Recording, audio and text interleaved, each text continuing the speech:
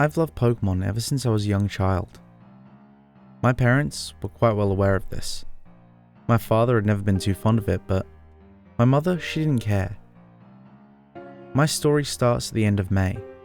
School was wrapping up, report cards were coming out, and every kid in school was eager to hear that final bell, just knowing that summer break had begun.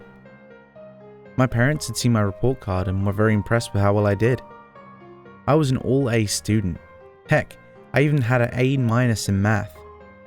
My parents decided to get me something for my hard work, and they knew how I yearned for Pokemon Black and White. So, while I was in school, my parents got Black for me, much to my father's disgust. I was so excited to learn that when I got home. I thanked my parents and threw my backpack on the ground. I reached for my DS and popped it in, and was ready to kick off the summer vacation with some Pokemon. As soon as I turned it on, Reshiram had appeared, as it normally does. The game had been used though. I tried to select continue, but it just stayed there.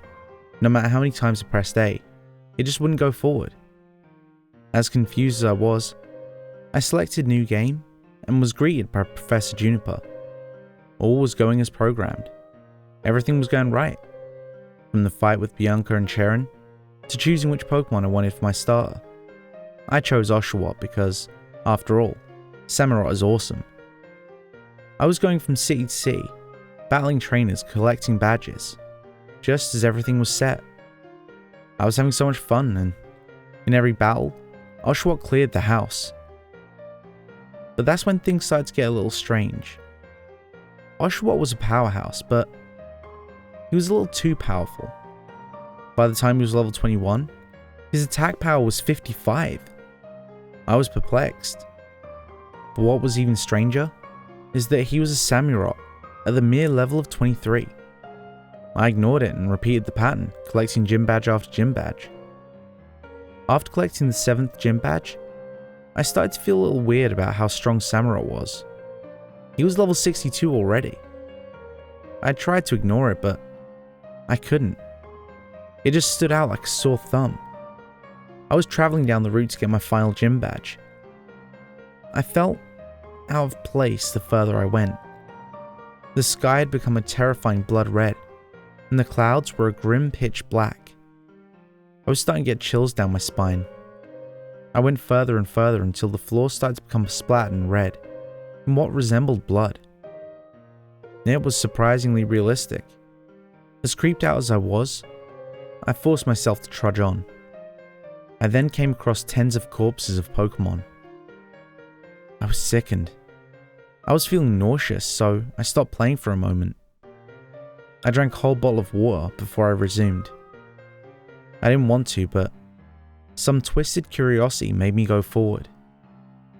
I soon came across another body. This one being the body of Charon, drenched in blood. I was wondering what could have done something so gruesome. I checked my party to find that Samurott was the only Pokemon in my party. I checked his profile and the horns on his head were covered in blood. A comment read, "Nothing comes before me. Nothing. I am all you need." Samurott was the one behind these brutal murders. The one I'd cared for and loved so much was an evil, twisted, manipulative, attention-loving homicidal maniac. He didn't care for the lives of others. All he wanted was attention, and he was willing to brutally murder every living thing for it. He wasn't the Samurott I knew, just a freak. I didn't love him anymore, and the game gave me an option to leave him behind, and I did so. I had to find a new team though, but I didn't get the chance. The screen cuts black right after an image of Black walking away from Samurott. The screen finally came to and showed a disappointed, frightened Black conversing with White, the female sprite. White. So that's what happened. So where's Samurott now? Black. I left him behind. I don't care if he dies. That atrocity of a Pokemon isn't mine. Not anymore. White. Black? Just let nature and time take its course. Your mental scars will heal soon enough. Black. No, they won't. Look, I took care of him from the beginning of my journey. And now, it's over. White. I wish I knew how you felt. Black. I'm leaving Pokemon behind. All of them. They'll just be like Samurai in the end. White. What? No, they won't, Black. My Pokemon love me. They would never do such a thing. Black. Really? Then if that's how you feel, I hope I don't see you dead. Black ran off on his own, without my control. Black kept running, and eventually into a forest. Black then found a knife laying on the floor, splattered in blood. He picked it up and was going to commit suicide. I'd flicked the power switch before I could see it, but to no avail. White eventually found him, screamed and kept saying, "Please don't, and it doesn't have to be this way." Black replied with, "The world will be better this way, without depressed scum like me." White rushed to stop Black, but by the time she'd reached him, it was too late. He had pierced himself through the stomach. This tragedy eventually led to White doing the same, right after Black's death. I'd said to myself, I guess she wanted to be with him.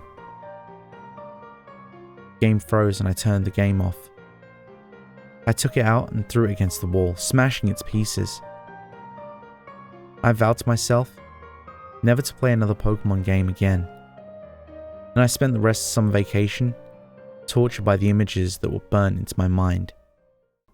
Thanks for sticking around to the end, and if you enjoyed today's story, make sure to leave a like, and if you want more like it, make sure to subscribe and ring the bell so you never miss a story. If you need more now, why not check out my Pokepasta playlist? I'll leave that on this card, and I'll catch you in the next story.